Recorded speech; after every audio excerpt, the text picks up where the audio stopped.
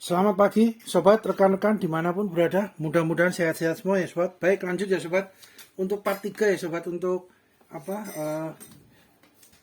Ganti nempel tabung kompresor angin ya, sobat. Yang Olynes gitu ya. Kebetulan ini yang Olynes. Kita ganti untuk yang spare partnya dapat kuningan gitu, sobat. Jadi ini posisinya ada beberapa partnya ya, sobat ya, yang kemungkinan apa diganti gitu ya, sobat. Jadi ini kemarin posisi kan panjang nih, sobat. Kita belinya panjang ya, di part kedua itu ya. Jadi ini kami sudah berusaha sesuaikan bentuknya sesuai dengan yang aslinya ya, sobat ya. Nah, ini kami tekuk-tekuk dapat ya, sobat ya.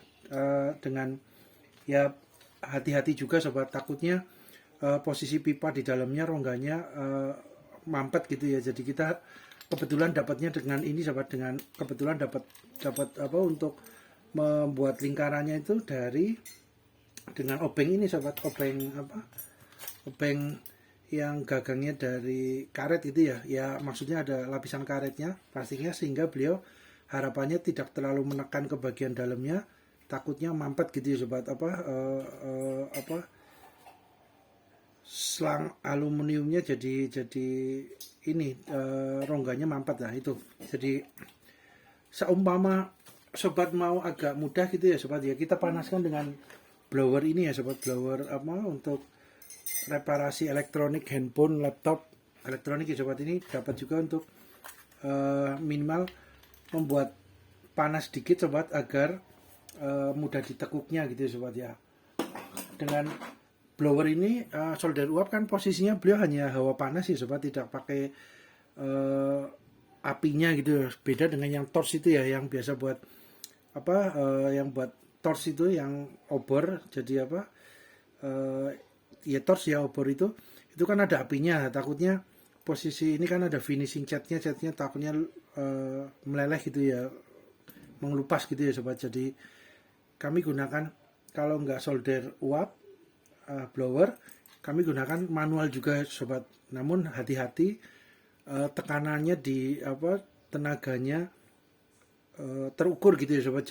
Jangan sampai posisi selangnya jadi meleot, malah jadi gepeng gitu ya, bahasa ininya gepeng gitu ya, sobat. Jadi akhirnya di dalamnya rongga bolongnya jadi mampet. Nah, itu amit-amit nggak minta, sobat. Nah, ini kami dengan sederhana, dengan pelan-pelan gitu ya, sobat ya, dengan tenaga yang terukur gitu ya, telaten, sabar, pelan-pelan dapat, sobat. Ini kebetulan kan sama posisi di handle-nya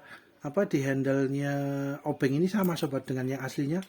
Besarannya kurang lebihnya sama, sobat ya, minimal mendekati sama, sobat. Nanti tinggal disetel lagi, disesuaikan dengan masing-masing kompresor anginnya, sobat, gitu ya. Kalau kebetulan kami posisinya panjangnya segini, kami sesuaikan lagi, nanti pas lagi dipasang di situ akan kita setel lagi ya, sobat. Jadi ini masuk, jangan lupa, sobat, ini murnya dimasukkan dulu ya, sobat ya. Jangan sampai kita sudah nekuk-nekuk, murnya ternyata ketinggalan, sobat, belum dimasukkan. Lah itu terutama juga untuk yang ini, sobat, untuk yang stopper ini ya. Stopper ini kami gunakan ini, sobat, lem G, sobat. Kami gunakan sebentar, sobat.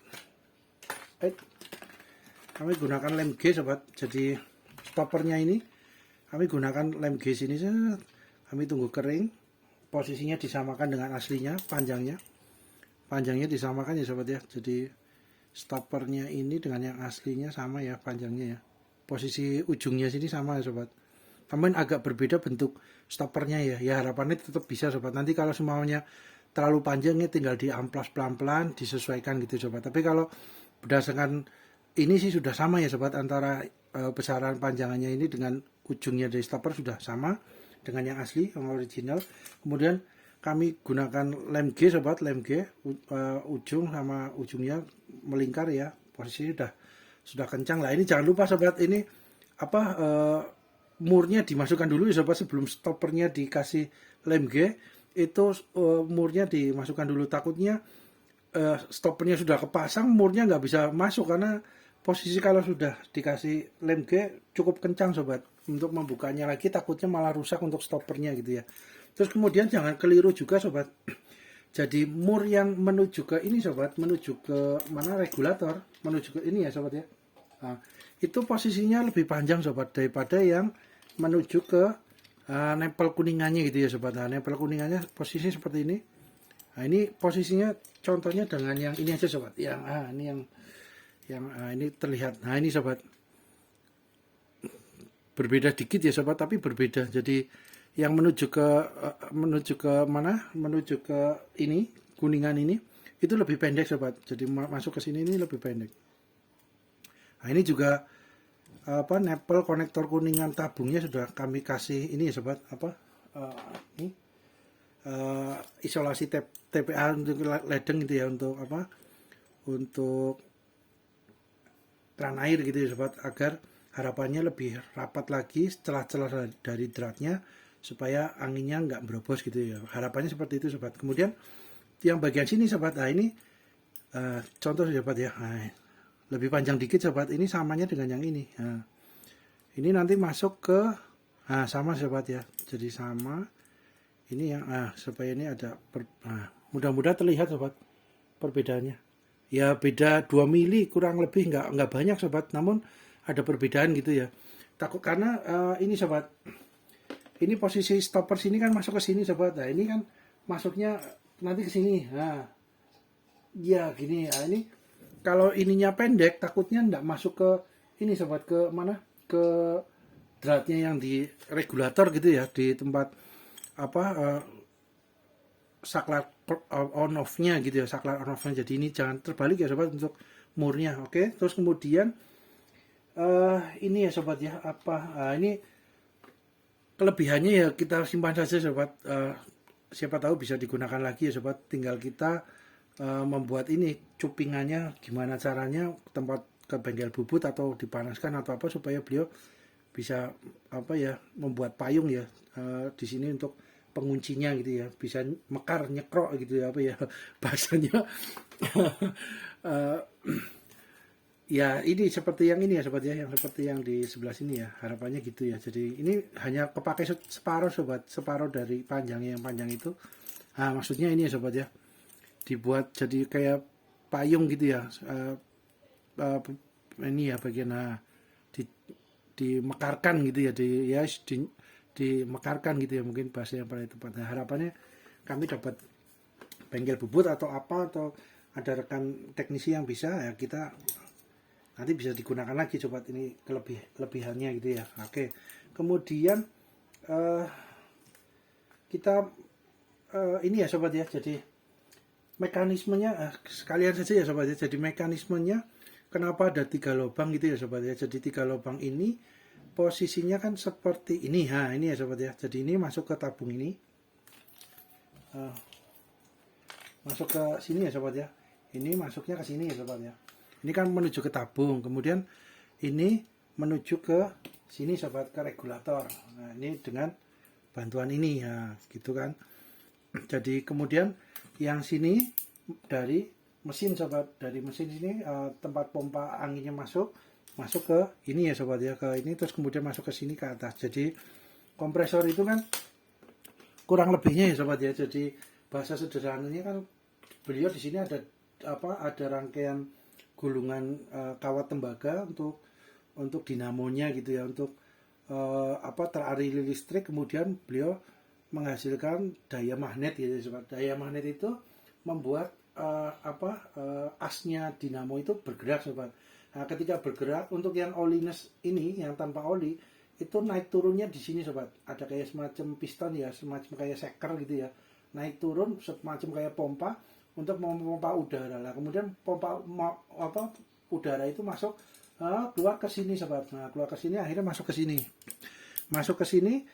Nah, ini fungsinya ini sobat. Jadi ketika ada udara masuk dari mesin, beliau akan turun sobat. Ininya ininya ya. Ininya akan turun. Klepnya ini yang karet ini dan pernya akan turun ke bawah. Akhirnya udara masuk. Nah, udara masuk menuju ke regulator, satu menuju ke tabung ya sobat ya. Jadi ini di dalamnya nih, nah ini ya sobat ya, mudah.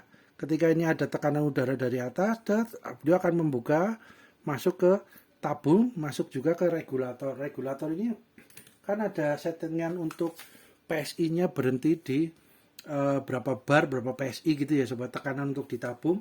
Beliau akan nanti ketika posisi posisi sudah sesuai dengan setelan PSI barnya, beliau akan otomatis memutus arusnya ya sobat ya. Jadi memutus arusnya dari listriknya, karena di sini ada kayak semacam konektor ya sobat, ada kayak semacam konektor ceklak ceklik gitu ya. Lah ceklak ceklik ini yang ketika kalau sudah terpenuhi tekanan PSI sesuai dengan yang disetel di regulator, beliau akan jepret gitu ya sobat, akan lepas gitu ya. Jadi tidak connect lagi, akhirnya listriknya tidak mengalir antara kutub positif dan negatifnya, tidak mengalir. Akhirnya mesin berhenti sobat, dinamonya tidak bergerak lagi, akhirnya kompresornya sudah terpenuhi untuk di tabungnya ini. Nah, ketika ini kan naik turun sobat, ini untuk regulatornya itu, ketika tekanan di sini berkurang dan sesuai settingan ambang batas bawah gitu ya sobat, ada ambang batas atas dan ambang batas bawah. Kalau ada ambang batas bawahnya sudah tercapai, beliau akan connect lagi sobat untuk konektornya akan connect lagi di sini ya sobat ya. Nah, di regulatornya connect lagi, cecik, akhirnya listrik mengalir lagi dari kabel stop kontak ya, mengalir lagi menuju ke mesinnya akan dinamo ya, menuju ke dinamonya ada medan magnetnya, gaya magnetnya, akhirnya beliau bergerak, asrodanya akhirnya membuat gaya gerak untuk pompanya, akhirnya masuk lagi ya, seperti itu ya sobat, bahasa sederhananya jalur sistemnya dari perjalanan mesin kompresor anginnya gitu ya sobat, yang Olynes. Kalau yang pakai oli pun kurang lebihnya hampir sama sobat, karena dari mesin ini, yang mesin itu maksudnya di situ ada shaker ya, ada stang shaker, pistonnya itu naik turun juga, akhirnya masuk ke lubang ini sobat, selang aluminium itu masuk ke nepel kuningan, konektor penumpang juga sama, ada satu dibagi menuju ke regulator, menuju ke pengatur batas atas maupun batas bawah PSI-nya ya, barnya berapa, itu kan bisa disetel sobat. Nah, setelannya kan di ini nih, nah setelannya di ini ya sobat, di baut ini ya. Jadi ini nanti naik turunnya kan disesuaikan dengan setelannya itu. Nah, ini juga sama, yang Olynes juga masuk ke situ. Kalau regulatornya sudah tercapai batas atasnya PSI bar tekanan di tabung ya, beliau akan konektor ini jepret lepas dari konektornya gitu ya. Jadi konektornya nggak terhubung, aliran listrik juga tidak mengalir, mesinnya berhenti.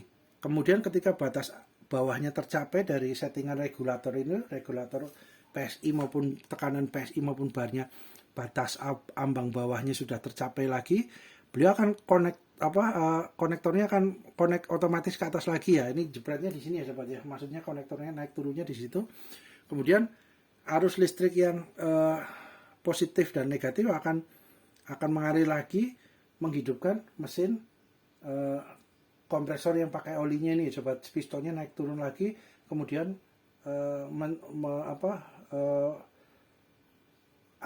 tekanan angin masuk ke tabung lagi, dan begitu seterusnya sobat ya. Bahasa sederhananya seperti itu ya sobat ya.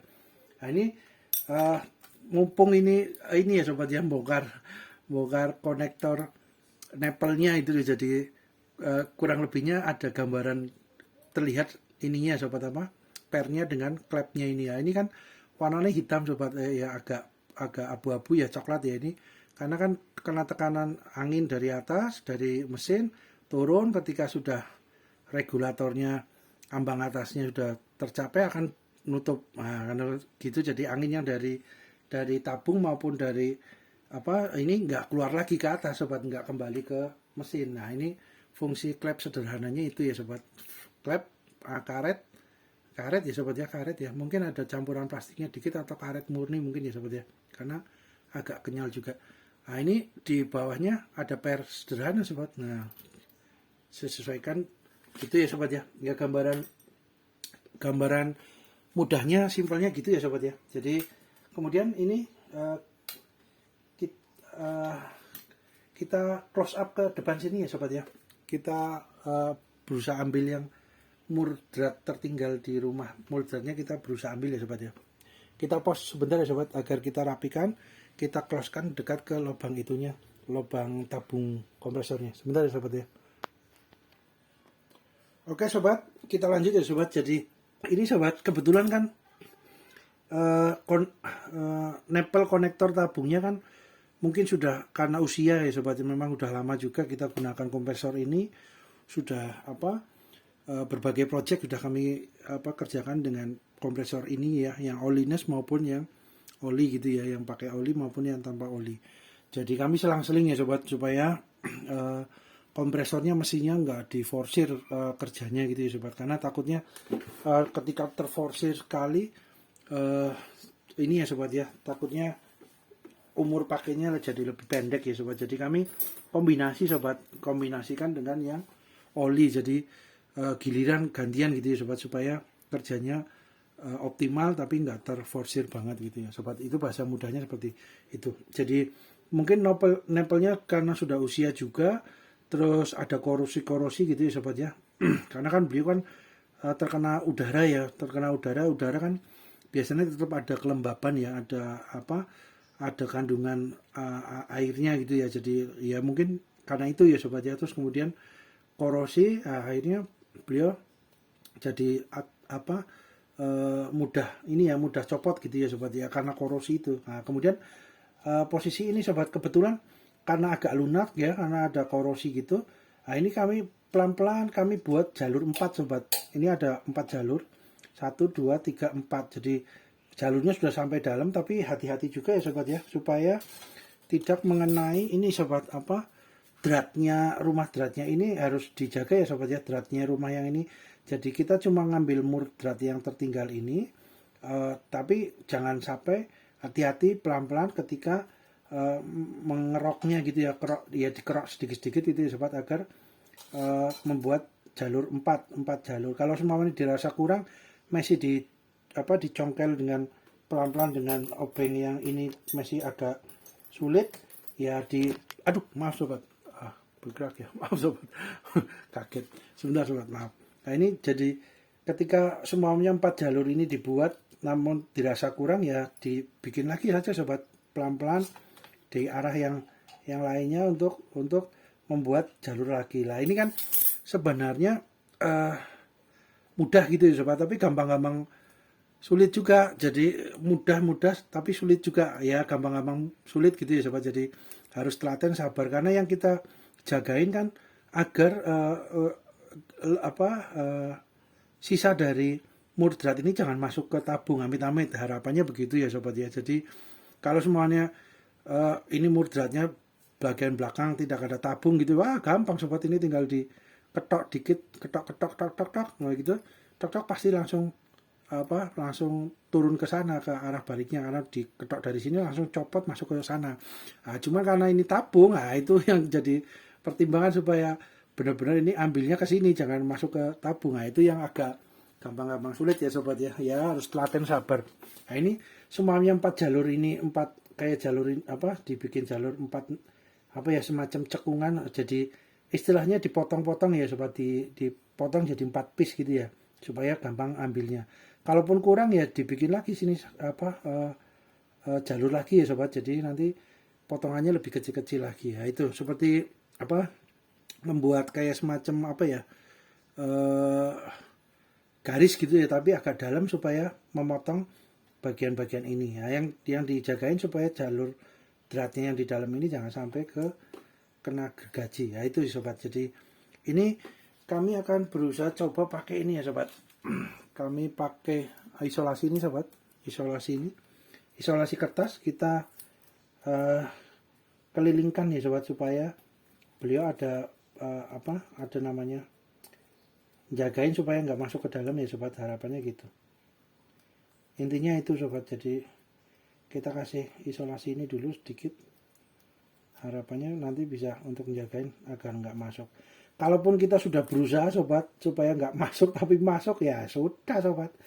Nah itu kondisi yang tidak diharapkan, tapi coba ya sobat ya. masih agak sulit sobat, kita bikin jalur lagi saja sobat, semuanya agak kurang. Nah,